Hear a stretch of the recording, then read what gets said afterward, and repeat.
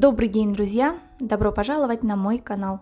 Сегодня готовим очень вкусные домашние вареники с творогом. В этом рецепте вы узнаете не только, как приготовить мягкое тесто и начинку для вареников, но и как красиво закрепить края. Рецепт теста настолько удачен, ни один вареник не разварится, а работать с ним одно удовольствие.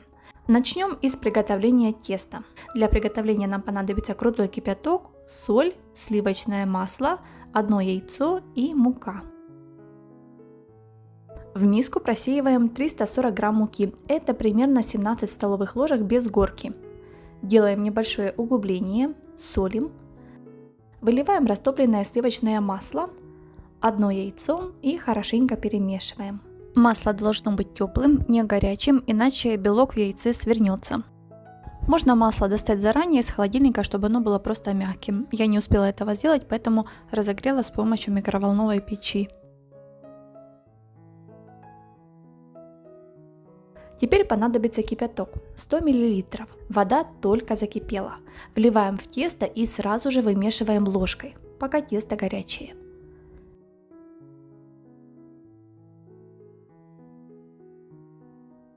Далее замешиваем руками.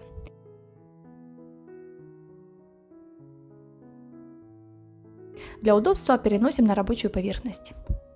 Мука у всех разная, поэтому может понадобиться больше или меньше. Тесто очень мягкое, удобное и быстро замешивается. Накрываем пищевой пленкой и убираем в сторону на 15 минут. Тем временем подготовим начинку. У меня сегодня творожная. Нам понадобится творог, сахар, соль, яичный желток. Отделяем желток от белка. Творог хорошо разомните вилкой, чтобы не было комочков. Добавляем 1 желток, 1,5 столовые ложки сахара, можно больше, щепотку соли и можно еще добавить немного ванили для запаха. Тщательно перемешиваем. Начинку можно сделать и соленую, в таком случае просто посолите по вкусу творог и не добавляйте сахар. Начинка готова, теперь начнем лепить вареники.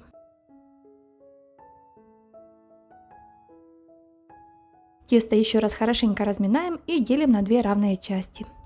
Одну часть убираем под пленку, чтобы оно не заветрилось, вторую часть немного округляем. Подпыляю рабочую поверхность мукой и раскатываю тесто в тонкий пласт. Его толщина должна быть примерно 1,5-2 мм. Учитывайте еще, что каждую лепешку вы растянете пальцами, и она станет еще тоньше. Вырезаем стаканчиком ровные кружочки. Лишнее тесто убираем, из него мы также будем лепить вареники. Берем по одному кружочку, выкладываю 1 чайную ложку начинки и защипываю край.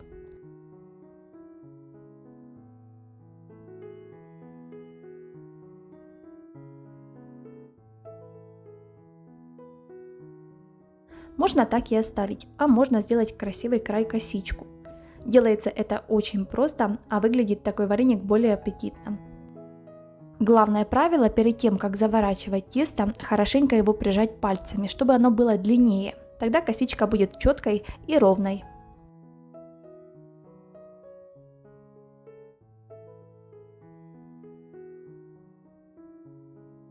Показываю еще раз.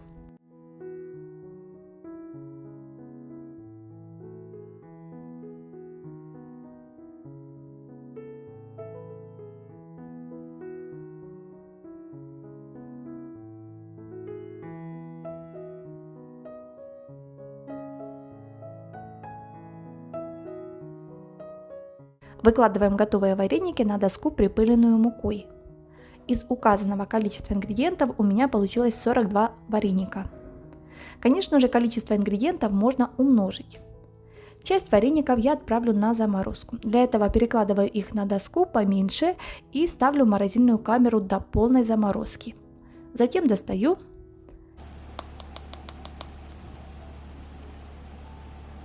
и перекладываю в пакетик либо пищевой контейнер.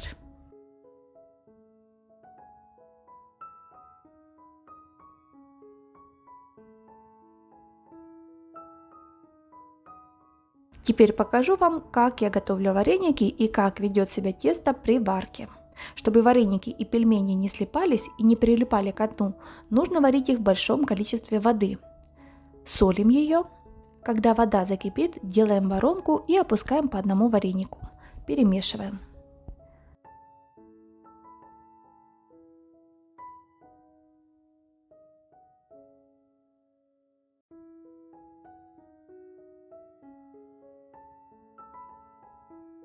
Когда вареники закипят, уменьшаем огонь и варим до готовности, периодически аккуратно их помешивая.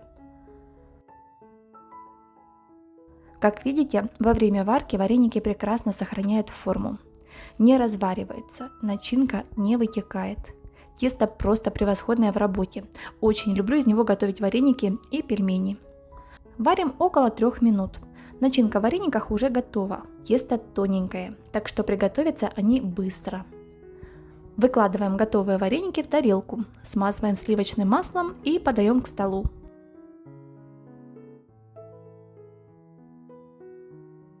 Давайте посмотрим в разрезе. Тесто тоненькое, очень нежное, даже в том месте, где косичка. Очень вкусно подавать такие вареники со сметаной. Обязательно попробуйте, думаю, что рецепт вам понравится. Друзья, если вам нравятся мои рецепты, подписывайтесь на канал и обязательно нажимайте на колокольчик, чтобы получать уведомления о моих новых видеорецептах.